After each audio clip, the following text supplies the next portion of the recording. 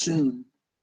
So I'm going to ask two things. Number one, if you have not gone to chat and signed in, please do that. Do that every time. And I'm now going to start the full screen presentation.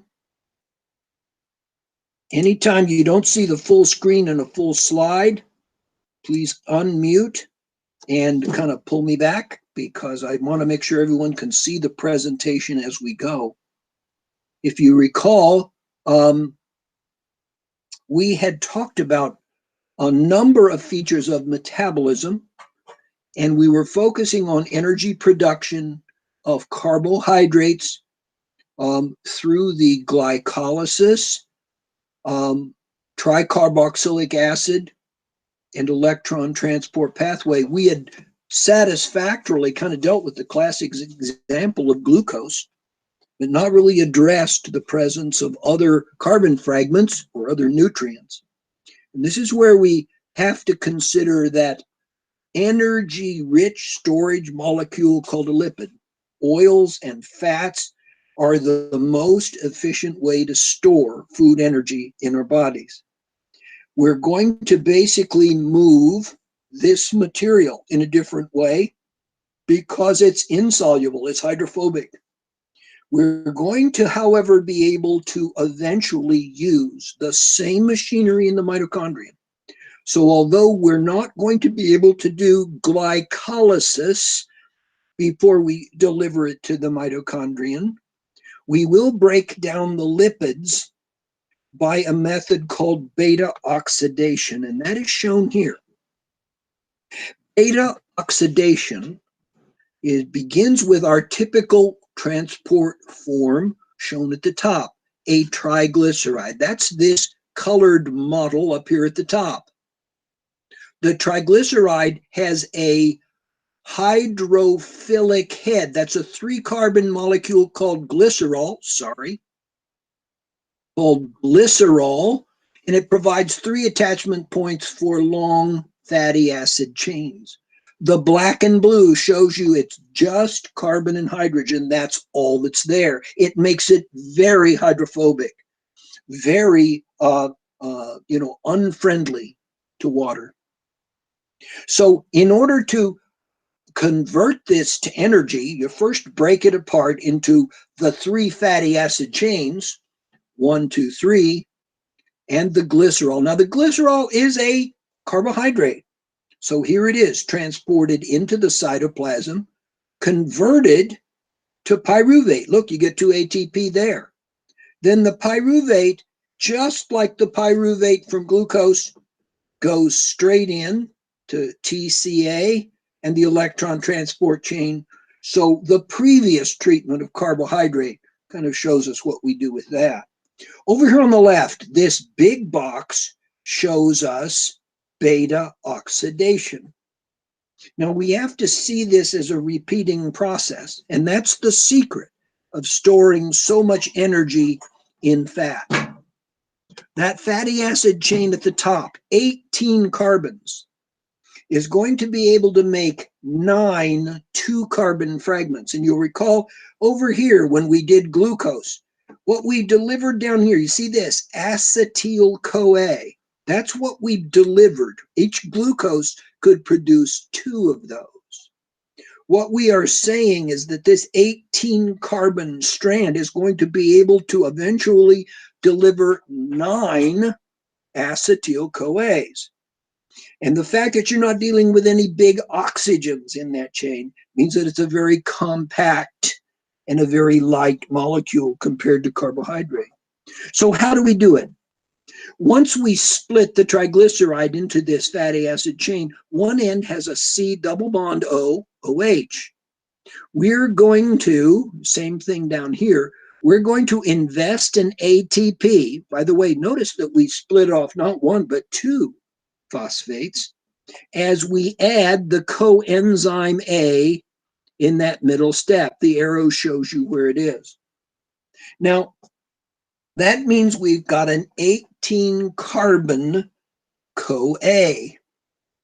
We are now ready to split off one acetyl-CoA, but look at what happens when we split it off. We get one NADH and one FADH2 just from splitting it off and adding the new CoA. So every time we produce this acetyl-CoA in the bottom right, we get an NADH and FADH2, which goes straight over here to the electron transport chain. This acetyl-CoA goes straight into the citric acid cycle, producing a total of 34 ATP. So each one of these 2 carbon fragments is going to contribute significant energy into the mitochondrion. But let's go back to what we have left, a 16 carbon CoA. Now we go through another round, break off this and the terminal acetyl group, acetyl group right here, and we end up with a 14 carbon CoA, another NADH and FADH2, and another acetyl-CoA to feed directly into the citric acid cycle. So there is no reason, there is no lack of knowledge about why fat is so much better as a storage device. When you burn a gram of carbohydrate or a gram of protein, you get about 4 to 5 calories. When you burn a gram of fat, you get 9, almost twice the energy. And so you think about the ultimate storage molecule is the one you have to carry around during the winter. Every step, that weight is on your body. So to provide twice the energy for the same weight makes it the perfect storage molecule. Beta oxidation is the process that changes triglycerides into usable forms, acetyl-CoA and glycerol, that can produce huge amounts of ATP. But we still have this problem of digestion to deal with. We are familiar with the digestive process where we had to introduce bile in order to emulsify fats and oils in our diet, and the agitation of the digestive tract was breaking that into smaller and smaller and smaller droplets. Those will be processed by enzymes along the way and eventually arrive in the small intestines as those small droplets shown here in green called micelles. They still are a physical entity. They are a droplet, not a molecule, but a droplet that contains a complex set of molecules. They are absorbed through the intestinal mucosa and in the cells that line the small intestine. They are processed into triglycerides and lipids and proteins. They are moved from that cell not by transport across the membrane. They are expelled by exocytosis as another physical droplet called a chylomicron. The chylomicron is absorbed by the lacteal, the lymph capillary, and moved through the lymph system to the thoracic duct. It is dumped back into the blood up here in those ports around the subclavian veins. That's where it starts moving through the cardiovascular system. The capillaries of the body are going to work on those chylomicrons and release the fatty acids and monoglycerides on sites all over the body. In specific tissues, you can see in skeletal muscle, that's the flow of fatty acid that is going to be maintaining our resting ATP production and a lot of ATP production in moderate activity. It's also going to be, if it's excess, it's going to be increasing the size of our adipocytes as fat is stored. The processing of these lipoproteins is complex in the body, and because it's hydrophobic, there are associations with various disease syndromes. So high cholesterol has long been recognized as a health issue, although not the bad guy it was originally portrayed to be in original research in the 50s and 60s. But basically they're processed into chylomicrons and in various parts of the body are utilized in different ways.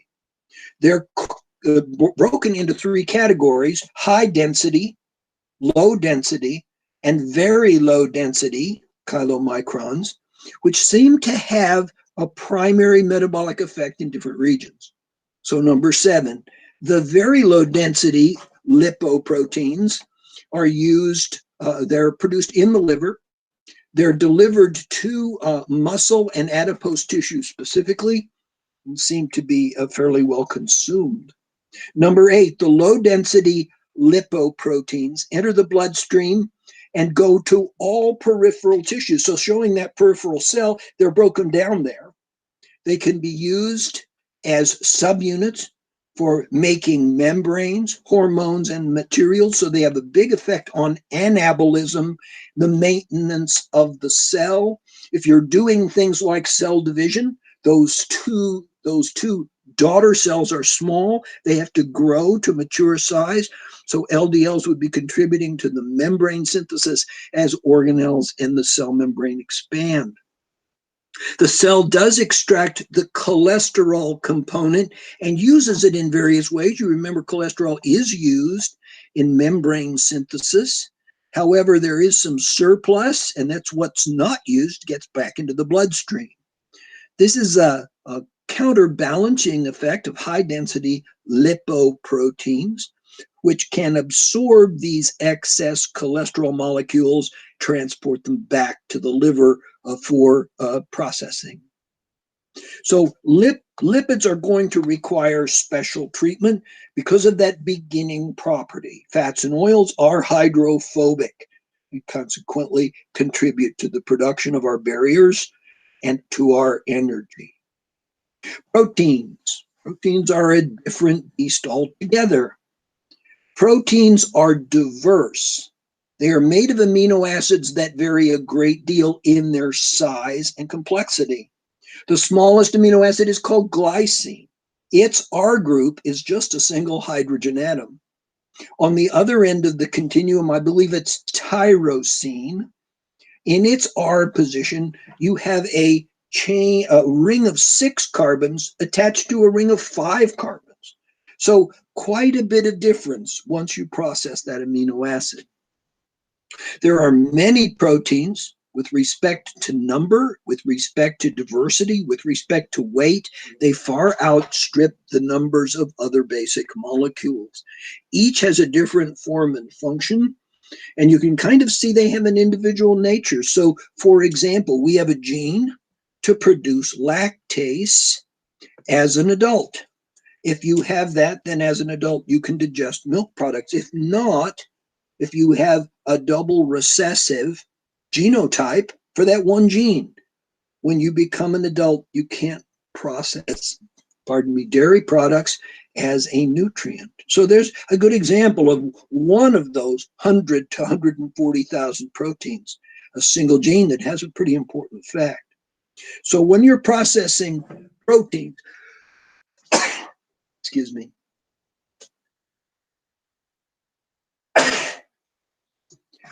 when you're processing proteins, there are 3 factors that make it a little more difficult than carbohydrates or lipids. Number 1, every bond, not the bond that is the peptide bond that links the protein amino acids together, but the side bonds between the R groups.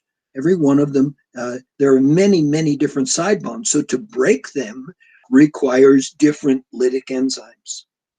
Secondly, when you release amino acids and you're going to process them for energy, one of the things that you do is deaminate the amino acid. That means take off the NH2. Put it in water, and that makes ammonium. Ammonium is deadly toxic to cells, so you're going to have to deal with that. Proteins also are used as subunits, so a lot of the amino acids that are released are not really all available for energy production. We're using those amino acids in order to produce the proteins that are part of our ongoing maintenance, the regulation of our everyday reactions, and the building of new materials. Proteins are very diverse, and so this means there's a huge load of catalytic enzymes and genes involved in their production. I want to mention that word again. Every time you hear protein, you should think gene.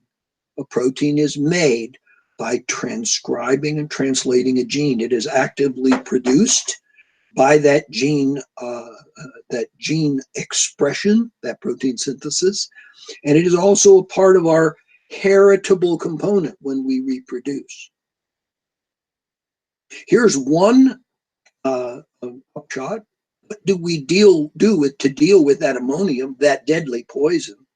Well, the body uses two waste products to process these wastes. Carbon dioxide and ammonium in the liver goes through the urea cycle where it produces urea. Now, two advantages to urea over ammonium. Number one, it concentrates the ammonium. So now one molecule is carrying two amine groups. The second advantage is toxicity. Ammonium ion in solution is deadly poison.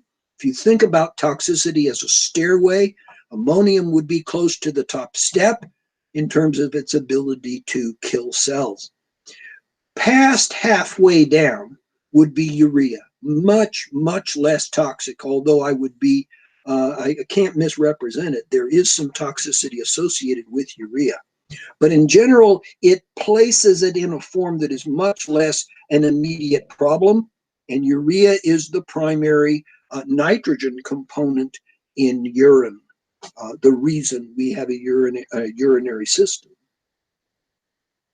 The absorptive and post-absorptive states illustrate the importance of other metabolites, and this particular graph shows anabolic and catabolic pathways, anabolic in blue, catabolic in red, that illustrate the key role of insulin. Now, insulin has a lot of attention because of its association with the disease we call diabetes, a common disease that is on the rise in American populations. This particular cell that's illustrated, along with several of the components that are taking place in metabolism inside the cell, you'll notice carbohydrate, and especially glucose, is illustrated off the top of the cell. To the left, you have lipid levels, and to the right, you have amino acid levels. So our three nutrients are all represented here. And questions like, how do they get into the cell and what happens to them once they do? We've already looked at that central red line from glucose through glycolysis to aerobic respiration in the mitochondrion. That's the main breakdown for ATP. Excess glucose allows us to store that material as glycogen, but look at that arrow. Insulin is required in order to take glucose as a monomer and polymerize it into glycogen. Up above, you'll notice an arrow off the top membrane. The insulin, right here, the insulin is a cofactor with the carrier protein to actually get the glucose into the cell in the first place. So this is the connection right there at the top of this diagram that explains diabetes. You've just eaten, your blood glucose is high and getting higher, and your cells are nutrient deprived. But because insulin is absent, you can't transport it into the cell, and your blood sugar level begins to increase. So from a normal range of 80 to 110, it goes to 200, 300, 400, and above. My son is a type 1 diabetic, and during his conversion episode, recorded a blood sugar of 800 before it was finally recognized and dealt with. Now, we're not through with insulin, however. It's not just the transport of glucose and other carbohydrates. It's not just the conversion of glucose to glycogen. You'll look over to the right, notice amino acids are there, and amino acids require insulin in order to transport them into the amino acid pool inside the cell. Now, once those amino acids are in there, they might be used in a catabolic pathway to produce ATP. They are essential for the production of proteins within the cell, And without insulin, you can't get adequate amino acid transport. So we see this similarity again, don't we? The hydrophilic substances, carbohydrates, and amino acids depend on insulin just to get into the cell. Over on the left side, you see lipids don't have the same problem because they are like the phospholipid membrane. They go right through. But once they're in there and broken down to fatty acids and glycerol, you need insulin above them. You can kind of see that right here. In order to make triglycerides for storage, you need insulin down here at the bottom in order to transport across the mitochondrial membrane if you're making fatty acids. So insulin has this broad, a wide-ranging effect on the transport of our nutrient molecules, those monomers that we need. Now, insulin, as I said, is on the rise. It's largely type 2 diabetes, which is not insulin dependent, that is related to obesity, another problem factor that's increasing in North American society. But in fact, you can see its central role in the processing and maintenance of good metabolic levels. Here we have another a few features of cellular metabolism. This is showing most of the catabolic pathways as we break down triglycerides and proteins, as we break down carbohydrates within the cells, in order to reach the subunits and the that are nutrients if we're making ATP, or to transport the surplus, such as amino acids, glucose, or fatty acids that are going to be released out to the body and from various locations. You notice that glucose is produced in the cells of the liver, as are amino acids.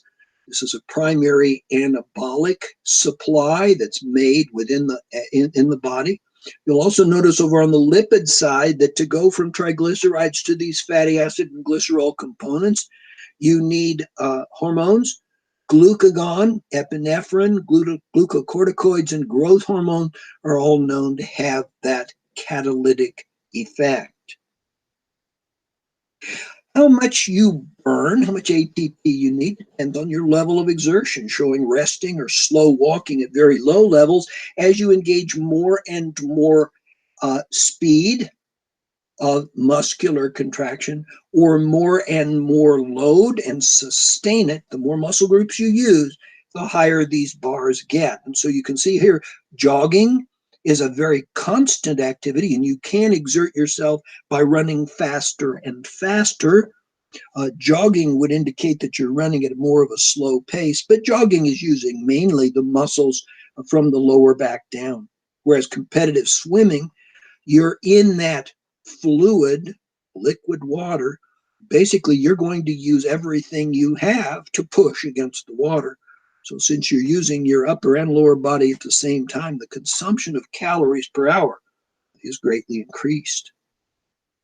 When we talk about measuring a person's metabolic rate, we talk about a process that begins with an at-rest, stable measurement, an awake and alert person. But then we have to ask, how do we actually basically index that rate of ATP production and consumption? And the secret is in the oxygen supply. Below the level of sympathetic stimulation, energy utilization is going to be proportional to oxygen consumption. This should be very familiar, since you know what happens when you get up out of your easy chair and go for a walk around the block. You'll breathe a little faster. If you then, after that, if you run around the block, you'll notice that your breathing rate goes way up, breathing faster and deeper. And so metabolic rate is related to the level of oxygen consumption.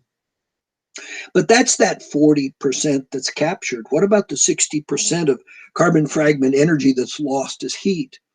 Our body is a type of organism called a homeotherm, which maintains a high constant body temperature.